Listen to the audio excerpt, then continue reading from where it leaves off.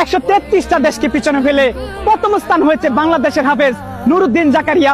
বিশ্বজয় এমন অর্জন, আপনারা বলেন প্রশংসা করবো কি দিয়া? অনেকে যেখানে কোরআন তেলাওয়াত করতে পারে না, জাকারিয়া সেখানে করে ফেলেছে মুখস্থ টুটস্থ।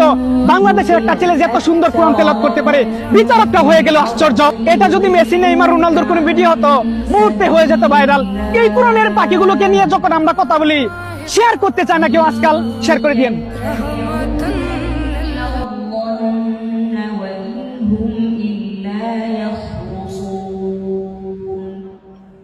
বাংলার গর্ব কি অপূর্ব, বিশ্বজয়ী হাফেজ কোরআন। কোরআন পড়ে তুমি কেড়েছ হৃদয়, ভূমি রেখেছ বাংলার মান। বাংলার গর্ব কি অপূর্ব, বিশ্বজয়ী হাফেজ কোরআন। কোরআন পড়ে তুমি কেড়েছ হৃদয়, ভূমি রেখেছ বাংলার মান।